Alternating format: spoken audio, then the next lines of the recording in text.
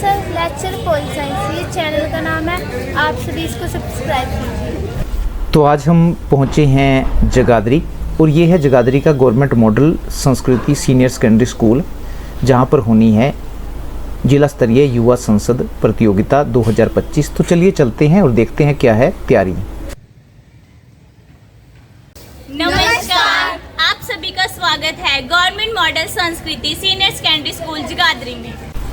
काफ़ी बड़ा और काफ़ी पुराना स्कूल है ये जगाधरी का। जगाधरी को बर्तन मार्केट के रूप में जाना जाता है। सरस्वती की फ़ोटो लगी हुई है यहाँ पर। और अगर ग्राउंड को अगर देखें तो चारों तरफ ग्राउंड के बिल्डिंग बनी हुई है। हर प्रकार की स्ट्रीम यहाँ पर है, साइंस भी है, कॉमर्स भी है और मॉडल संस्कृति का नाम आजकल इसको दिया गया है। और यहाँ लगभग 1000 के लगभग बच्चे पढ़ते हैं। पुराने पेड़ हैं, इनको देखकर अनुमान लगाया जा सकता है कि ये कितना पुराना स्कूल रहा होगा। और ये ऑफिस है जहाँ पर कई प्रकार की ट्रॉफियाँ जो स्कूल ने जीती हैं वो रखी गई। हमारे स्कूल में हो रही है जिला स्तरीय युवा संसद प्रतियोगिता 2025। नमस्कार सर, मैं नीरज रानी राजकीय आदर्श संस्कृति स्कूल जगाधरी में राजनीतिक विज्ञान की प्रवक्ता हूँ। और हमारा स्कूल ने ब्लॉक स्तरीय युवा संसद प्रतियोगिता में प्रथम स्थान प्राप्त किया था। और आज हम अपने विद्यालय में जिला स्तरीय युवा संसद प्रतियोगिता में भाग लेने जा रहे हैं। मैं उम्मीद करती हूँ कि हमारे प्रतिभागी हैं जो युवा संसद के, वो बहुत अच्छा अपना परफॉर्मेंस करेंगे और आगे भी राज्य स्तरीय प्रतियोगिता में भी अपना प्रथम स्थान प्राप्त करें। मैं ऐसी भविष्य में उम्मीद करती हूँ। मेरा नाम है महक, मैं कक्षा 12वीं की छात्रा हूँ। मैं आज के इस युवा संसद में अध्यक्ष की भूमिका निभा रही हूँ। मेरा नाम है चेतन और आज की युवा संसद में मैं प्रधानमंत्री की भूमिका निभा रहा हूँ। मेरा नाम है दीपांशी और मैं बनी हूँ गृह मंत्री। मैं बना हूँ रक्षा मंत्री। मैं बनी हूँ कानून मंत्री। मैं बनी हूँ विदेश मंत्री। मैं बनी हूँ श्रम व रोजगार मंत्री। मैं बनी हूँ सामाजिक न्याय व अधिकारिता मंत्री। मैं बनी हूँ सूचना व प्रौद्योगिकी मंत्री।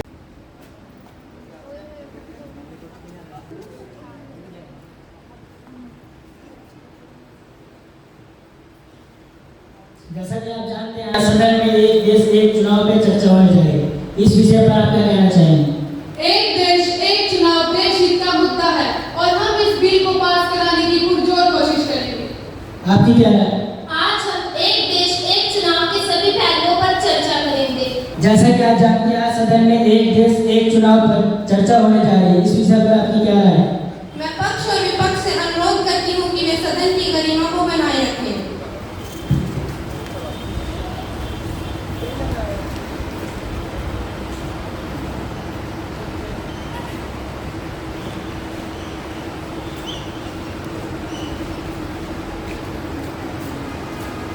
मैं युवा सांसद निरीक्षित दल के सभी अतिथियों का स्कूल प्रांगण में पहुंचने पर हार्दिक अभिनंदन करती हूं।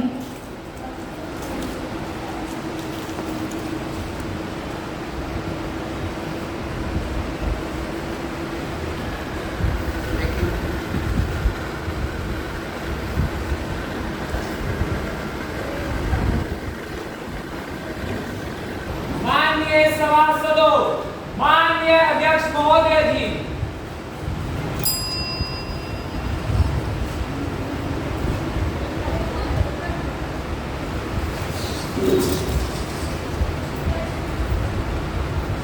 मैं सदन के मानसून सत्र में सभी सभासदों का हार्दिक अभिनंदन करती हूँ तथा आज की कार्यवाही करने की घोषणा करती हूँ। महासचिव जी, नवनिर्वाचित सांसदों को शपथ ग्रहण करवाई जाए। श्री अध्यक्ष महोदय, मैं राष्ट्रीय राजधानी दिल्ली लोकसभा निर्वाचन क्षेत्र से नवनिर्वाचित सांसद कुमारी भाभी। माननीय, आप शपथ ग्रहण करेंगी या प्रतिज्ञा करेंगी? महासचिव जी, मैं प्रतिज्ञा करूँगी। माननीय, आप किस भाषा में प्रतिज्ञा करेंगी? I, Miss Bhavni, having been elected a member of Youth Parliament, solemnly affirm that I will bear true faith and allegiance to the Constitution of India, as by law established that I will uphold the sovereignty of India and that I will faithfully discharge my duty under upon which I am about to enter.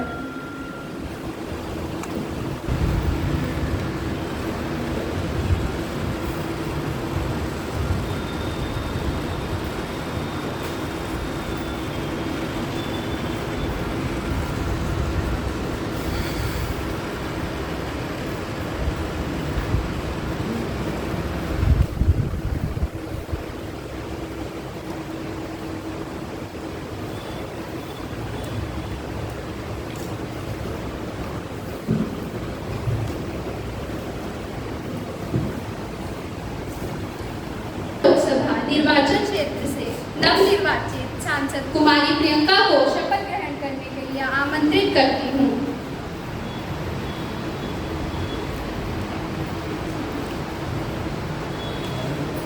माननीय, आप शपथ ग्रहण करेंगी या प्रतिज्ञान करेंगी? महासचिव जी, मैं शपथ ग्रहण करूंगी। माननीय, आप किस भाषा में शपथ ग्रहण करेंगी? जी, हिंदी में।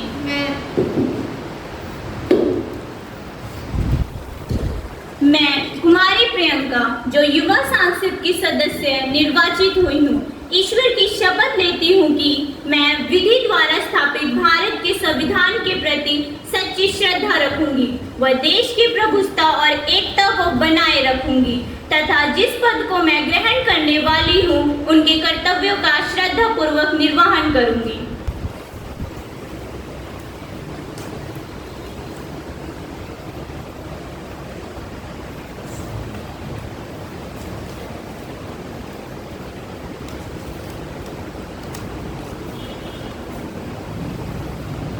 शोक प्रस्ताव। माननीय सभासदों, आज मुझे बड़े दुख के साथ सूचित करना पड़ा है कि हमारे सदन के वरिष्ठ नेता श्री सत्यपाल मलिक जी का निधन हो गया है। वे एक सच्चे, ईमानदार, नेकदिल व कर्मठ राजनेता थे। उन्होंने देश हित के मामलों में अपना अतुलनीय योगदान दिया। मैं उनके निधन पर गहरी संवेदना प्रकट करती हूँ तथा शोक संतप्त परिवार को संकट की इस घड़ी से उभरने की प्रार्थना करती हूँ। माननीय प्रधानमंत्री श्री चेतन नागपाल जी।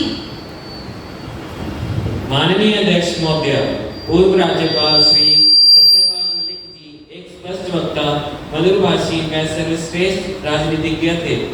उन्होंने बिहार, गोवा, मेघालय व जम्मू कश्मीर राज्य में राज्यपाल के रूप में पूरी निष्ठा से अपनी सेवाएं प्रदान की। मैं समूचे राष्ट्र की ओर से उनके प्रति भावभीनी श्रद्धांजलि अर्पित करता हूँ। विपक्षी नेता कुमारी प्रियंका जी। माननीय अध्यक्ष महोदय, श्री सत्यपाल मलिक जी के रूप में देश ने ऐसा नेता खो दिया है जिसकी कमी भारतीय राजनीति में हमेशा बनी रहेगी। मैं समूचे विपक्ष की ओर से उन्हें भावभीनी श्रद्धांजलि अर्पित करती हूँ। आप सभी सदस्यगण दिवंगत आत्मा की शांति के लिए 2 मिनट का मौन धारण करेंगे।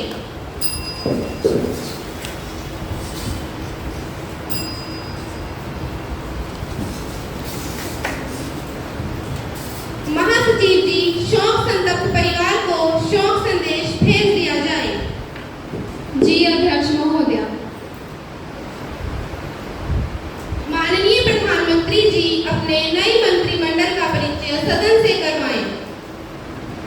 माननीय अध्यक्ष महोदय, मैं आपसे और आपके माध्यम से नए मंत्रियों का सदन से परिचय कराता हूँ। रक्षा मंत्री श्री शिव कुमार, कानून मंत्री कुमारी भावनी, गृह मंत्री कुमारी दीपांशी, श्रम व रोजगार मंत्री कुमारी सृष्टि, विदेश मंत्री कुमारी भाविका, सामाजिक न्याय व अधिकारिता मंत्री कुमारी यशिका, सूचना व प्रौद्योगिकी मंत्री कुमारी भावना। आज सदन में विदेश से कुछ मेहमान, जिनमें चीन के विदेश मंत्री वांग यी व उनका सहयोगी दल हमारे बीच उपस्थित है। मैं श्री वांग यी जी का सदन में पहुंचने पर हार्दिक अभिनंदन व स्वागत करती हूँ। प्रश्नकाल आरंभ। माननीय सभासदों, अब सदन की कार्यवाही शुरू की जाती है। महासचिव जी, प्रश्न सूची व आज का एजेंडा सभासदों में बांटा जाए। जी अध्यक्ष महोदय।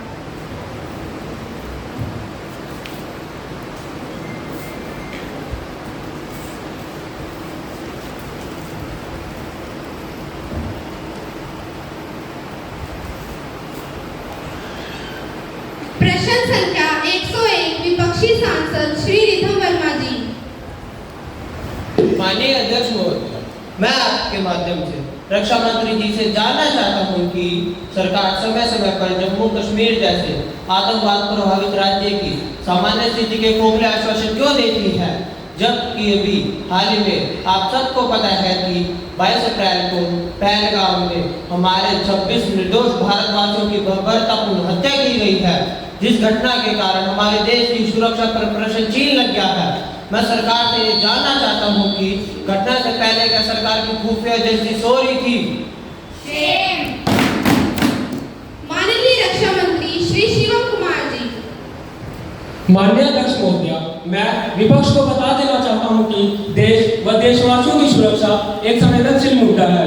22 अप्रैल को पहलगाम आतंकी घटना के पीछे जिन आतंकवादी, उनके सरगनाओं व उन्हें शरण देने वाले शत्रु देशों का हाथ है, उन्हें बख्शा नहीं जाएगा।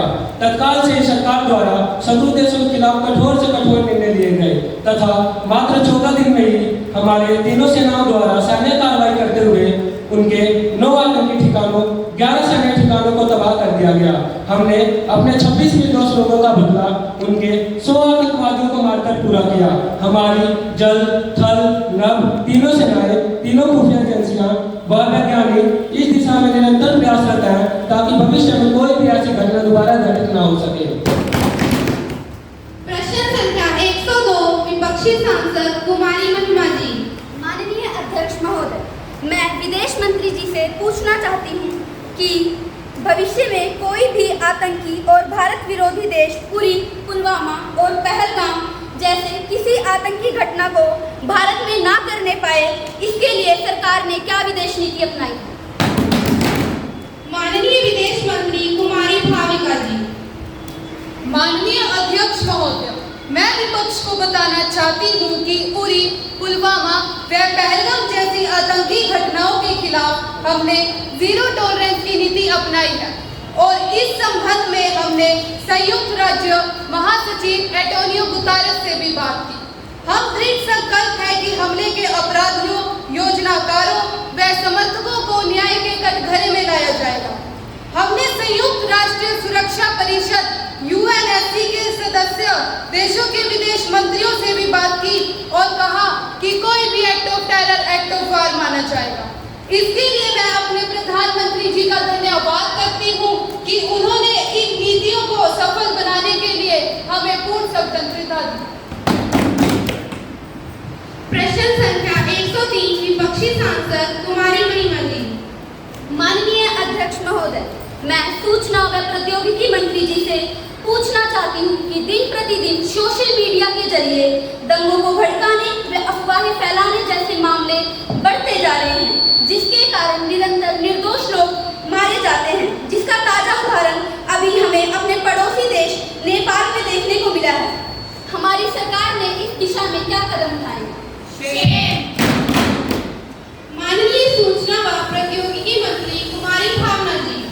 माननीय अध्यक्ष महोदय, मैं विपक्ष को बताना चाहती हूँ कि उन्मादी भीड़ दंगों को भड़काने व अफवाह फैलाने जैसे मामलों पर लगाम कसने के लिए सरकार द्वारा सूचना प्रौद्योगिकी अधिनियम में संशोधन किया गया है, जिसके तहत इन असामाजिक तत्वों की पहचान कर उनके विरोध कठोर कार्रवाई की जाएगी तथा सूचना व प्रौद्योगिकी मंत्रालय द्वारा सोशल मीडिया ऐप्स जैसी कंपनियों ने अपने प्लेटफॉर्म पर IT एक्ट को प्रभावी बनाया है, जिसके कारण इन कंपनियों ने अपने प्लेटफॉर्म पर सभी तरह के संदेशों को रोकने की जिम्मेदारी ली है।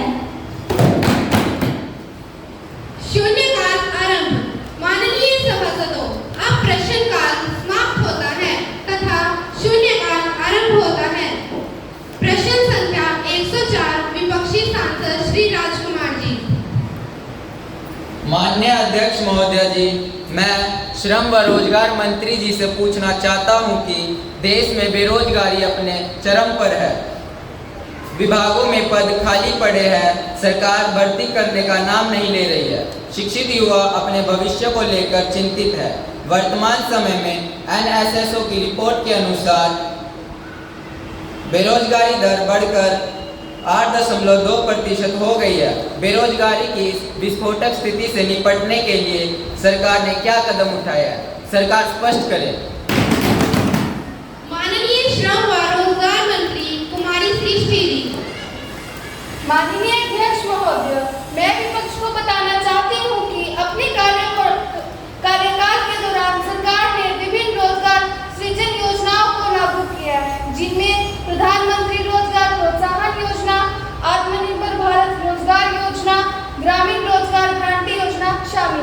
इसके अतिरिक्त सरकार द्वारा निजी क्षेत्र में निवेश बढ़ाया गया, वेतन सब्सिडी नीति अपनाई गई, कौशल विकास संबंध द्वारा 30 करोड़ लोगों को प्रशिक्षित किया गया, कृषि का आधुनिकीकरण किया गया।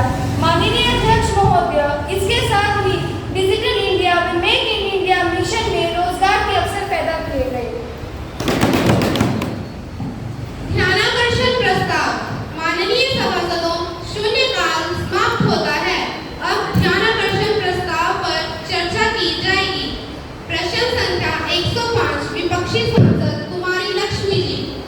माननीय अध्यक्ष महोदय, मैं आपके माध्यम से सदन का ध्यान अमेरिका से वापस भेजे गए भारतीयों की दुर्दशा की ओर दिलाना चाहती।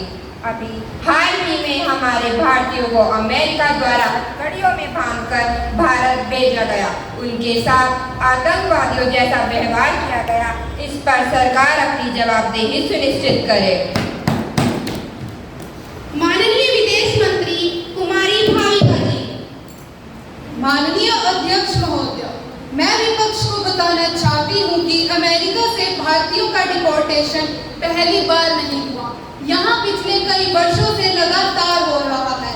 हम भी किसी अवैध मूवमेंट के पक्ष में नहीं हैं, क्योंकि किसी भी देश की सुरक्षा को खतरा है। माननीय महोदय, अवैध प्रवासियों को हथकड़ी लगाना तो अमेरिका की विदेश नीति का हिस्सा है, फिर नागरिक चाहे किसी भी देश का क्यों ना हो। प्रश्न संख्या 106 विपक्षी सांसद श्री राजकुमार जी। माननीय अध्यक्ष महोदय जी, हमारे माननीय प्रधानमंत्री जी बार बार भारत को एक विकसित राष्ट्र बनाने के लिए बात करते हैं। प्रधानमंत्री जी, देश जानना चाहता है कि भारत को एक विकसित राष्ट्र बनाने के लिए क्या क्या नीतियां अपनाई गई है। कहीं आप देश की जनता को मुंगेरी लाल के हसीन सपने तो नहीं दिखा रहे, जरा स्पष्ट करें। माननीय प्रधानमंत्री श्री चेतन नागपाल जी। माननीय अध्यक्ष महोदय, मैं विपक्ष को बताना चाहता हूं कि स्वास्थ्य, बुनियादी ढांचा, आर्थिक ढांचा, प्रौद्योगिकी, पर्यावरण व कृषि का आधुनिकीकरण जैसी सुविधाएं किसी देश को एक विकसित राष्ट्र घोषित करती है। हमने इन्हीं क्षेत्रों का विकास करने के लिए कुछ प्रमुख कदम व नीतियां अपनाई हैं, जिन्हें मैं सदन को बताना चाहता हूं। हमने शिक्षा की गुणवत्ता बढ़ाने के लिए राष्ट्रीय शिक्षा नीति 2020 के माध्यम से कई उपाय किए हैं, जिसमें शिक्षकों का प्रशिक्षण व डिजिटल प्लेटफॉर्म का विकास शामिल है। स्वास्थ्य के क्षेत्र में हमने आयुष्मान भारत जैसी योजनाओं के माध्यम से स्वास्थ्य सुविधाएं प्रदान की गई। महिला सशक्तिकरण द्वारा महिलाओं को सम्मान अधिकार प्रदान किए गए। पर्यावरण संबंधी कार्यक्रम चलाए गए। कृषि क्षेत्र में 14 खरीफ फसलों के न्यूनतम समर्थन मूल्य MSP में वृद्धि कर किसानों को आय बढ़ाने में प्रयास किए गए। शिक्षित तकनीक क्षेत्रों में पेटेंट दाखिल करवाया गया तथा डिजिटल सेवाओं में निवेश बढ़ाया गया, ताकि अधिक से अधिक रोजगार के अवसर पैदा किए जाएं। माननीय अध्यक्ष महोदय, विपक्ष ने अपनी आंखों पर सत्ता के लालच का पर्दा डाल रखा है, जिसके कारण उन्हें देश के विकसित कार्य दिखाई नहीं पड़ते। विशेष अधिकार हनन प्रस्ताव। माननीय सभासदों, ध्यानाकर्षण प्रस्ताव पर चर्चा खत्म होती है। अब विपक्षी सांसद विशेष अधिकार हनन का मामला सदन के पटल पर रखें। विपक्षी सांसद कुमारी सुनैना जी। माननीय अध्यक्ष महोदय, कल मैं एक जनता जागरूकता कार्यक्रम में भाग लेने पहुंची। वहां पर मेरे कुछ विपक्षी साथी पहले से उपस्थित थे। मेरे भाषण के दौरान उन्होंने मुझ पर अभद्र टिप्पणियां की और अपमानजनक शब्दों का प्रयोग किया। माननीय अध्यक्ष महोदय, यह विशेष अधिकार हनन का मामला बनता है। उसके लिए सरकार को कड़े निर्देश दिए जाएं। माननीय सामाजिक न्याय व अधिकारिता मंत्री कुमारी यशिका जी। माननीय अध्यक्ष महोदय, मैं सरकार की ओर से खेद प्रकट करती हूँ और विपक्षी नेता को विश्वास दिलाती हूँ कि दोषी सांसदों के खिलाफ अनुच्छेद 105 के तहत संवैधानिक नियमों के अनुसार कार्यवाही की जाएगी और आपकी शिकायत विशेष अधिकार हनन समिति को आगामी कार्रवाई के लिए भेज दी जाएगी। माननीय कुमारी जी, क्या आप सामाजिक न्याय व अधिकारिता मंत्री जी की बात से संतुष्ट हैं? जी अध्यक्ष महोदय, मैं संतुष्ट हूँ। आवश्यक दस्तावेज सदन के पटल पर रखें।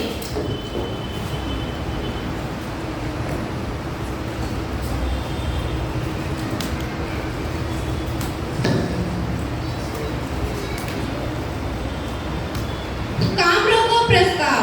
माननीय सभासदों, अब विपक्षी सांसद कुमारी प्रियंका जी काम रोको प्रस्ताव प्रस्तुत करेंगी। माननीय अध्यक्ष महोदय, केंद्र सरकार बाढ़ नियंत्रण से संबंधित बहुत से दावे करती है, परंतु इस वर्ष 2025 में रावी, ब्यास, सतलुज जैसी नदियों के बढ़ते जल स्तर ने पंजाब में भीषण तबाही मचाई है, जिससे पंजाब की जनता को जान माल का नुकसान भी हुआ है, जिसने सरकार के झूठे दावों की भी पोल खोल दी है। मैं केंद्र सरकार से पूछना चाहती हूँ कि क्या वे ऐसे ही पहले समस्या आने का इंतजार करेंगी और फिर समाधान सोचेंगी? इस पर सरकार अपनी जवाबदेही सुनिश्चित करे। माननीय गृह मंत्री कुमारी दीपांशी जी। माननीय अध्यक्ष महोदय, विपक्ष का कार्य तो केवल आलोचना करना ही है। सरकार द्वारा किए गए सुरक्षात्मक उपायों पर विपक्ष कबूतर की तरह आंखें मूंद कर बैठा है। मैं विपक्ष को बताना चाहती हूँ कि सरकार द्वारा बाढ़ प्रभावित राज्यों की सुरक्षा के लिए अनेक कदम उठाए गए, जिनमें पूर्वानुमान नेटवर्क स्थापित किया गया, वर्षा की तीव्रता व नदियों के जल स्तर का सर्वेक्षण, पूर्णावास व पुनर्निर्माण कार्यों की व्यवस्था तथा राहत सामग्री उपलब्ध कराई गई। माननीय अध्यक्ष महोदय, सरकार द्वारा कई दीर्घकालीन बाढ़ प्रबंधन योजनाओं जैसे जल प्रबंधन, वृक्षारोपण का कार्य भी युद्ध स्तर पर जारी है।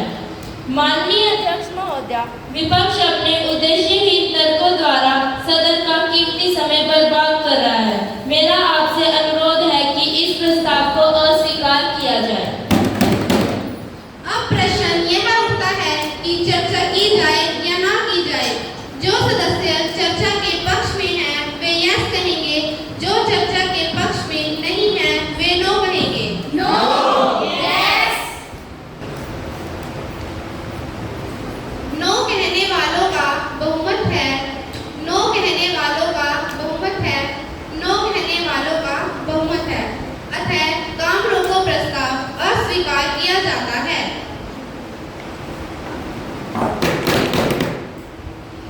विधेयक की पुनः स्थापना।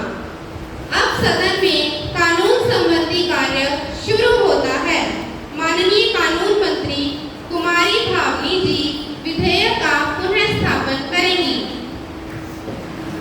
माननीय अध्यक्ष महोदय, मैं वन नेशन वन इलेक्शन विधेयक 2025 को पुनर्स्थापित करने की अनुमति चाहती हूँ। प्रश्न यह है कि इस बिल पर सीधी चर्चा की जाए या इसे संयुक्त संसदीय समिति में भेज दिया जाए। सीधी चर्चा की जाए, सीधी चर्चा की जाए, सीधी चर्चा की जाए।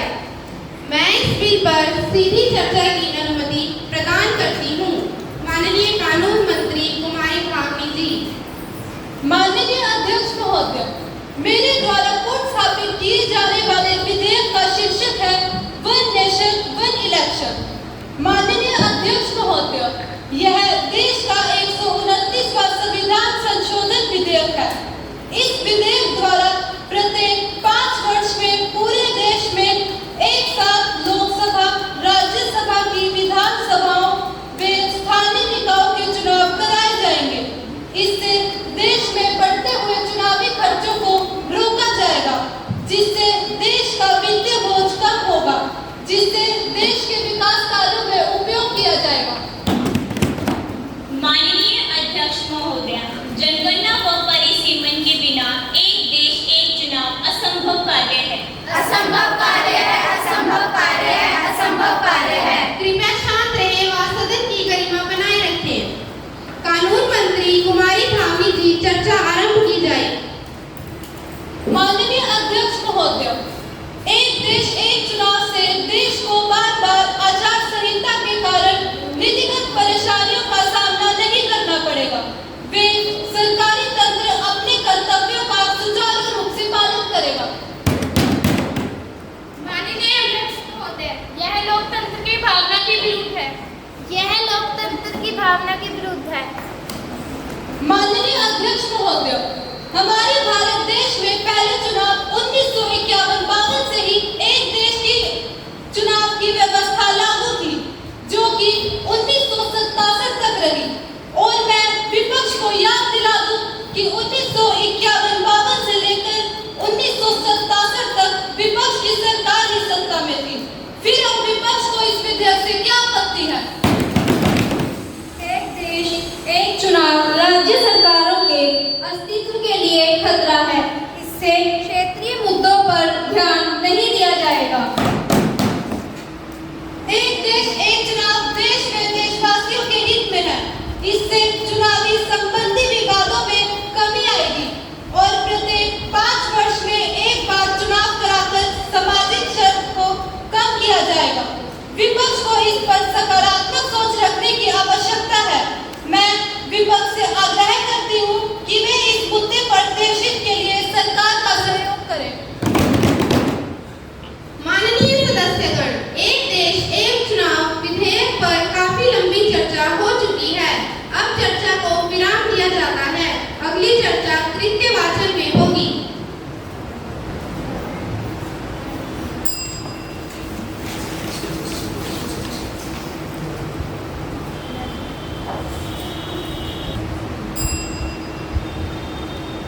माननीय सभासदों, माननीय अध्यक्ष महोदय जी,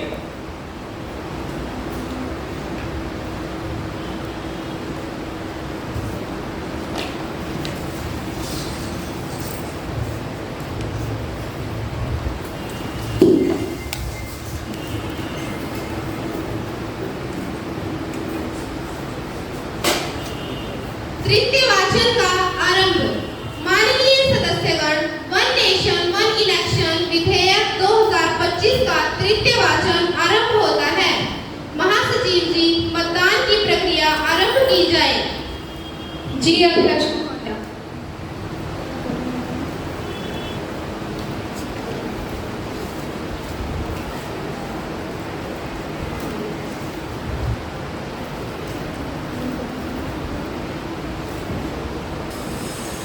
इस विधेयक के पक्ष में 35 व विपक्ष में 15 मत पड़े हैं। अतः यह बिल 15 के मुकाबले 35 मतों से पास किया जाता है। महासचिव जी, इसे आगामी कार्यवाही के लिए ऊपरी सदन में भेज दिया जाए। जी अध्यक्ष महोदय। अब सदन की कार्यवाही को अनिश्चित काल के लिए स्थगित किया जाता है।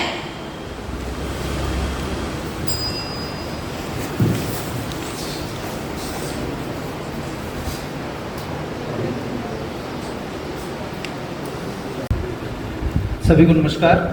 मैं रविंद्र कुमार हूँ, आपको बता दूँ पहले से ही, और मैं वर्तमान में government senior secondary school Shadipur में बतौर प्रिंसिपल 20-21 साल मैंने पॉलिटिकल साइंस पढ़ाई है आप जैसे बच्चों को अलग अलग स्कूलों में। तो कई बार मैंने ये युवा संसद प्रतियोगिता कराई हुई है। कुछ भी हो, चाहे गलतियाँ रह जाती हैं और गलतियाँ होनी भी चाहिए ताकि बाद में उनको सुधारा जा सके। 12:15 पे ये प्रोग्राम आपका चला था और 12:46 पे आपने बिल्कुल फास्ट चले हैं, एक्सप्रेस ट्रेन की तरह इतनी जल्दी चले हैं कि पूछो ना, जैसे आपने कहीं जाना था आज। इस प्रोग्राम में हर चीज़ के नंबर हैं। जब आप एंटर करते हैं उसके भी नंबर हैं, जब आप बैठते हैं उसके भी नंबर हैं, कितने प्रश्न पूछने हैं उसके भी नंबर हैं, प्रश्नों के उत्तर कैसे देने उसके भी नंबर, उच्चारण के भी नंबर हैं। अगर आप शब्दों का उच्चारण नहीं ठीक प्रकार से कर पाते हैं तो तब भी आपके नंबर कटेंगे। लेकिन फिर भी आपकी तैयारी बहुत बढ़िया थी और मैडम ने काफ़ी जोर लगाया हुआ। तो एक बार तो मैं चाहूँगा मैडम के लिए तालियां बजाओ जोरदार, और फिर अपने लिए भी तालियां बजाओ। तो सभी का, खासकर मैडम का और जो बैठे हैं सर यहाँ पर, सबका धन्यवाद। और आप सभी बच्चों का भी बहुत बहुत धन्यवाद। खूब मेहनत की आपने और मैं इससे संतुष्ट भी हूँ। ऐसे ही मेहनत करते रहिए और सबसे बढ़िया ही होगा, ठीक है ना? Thank you.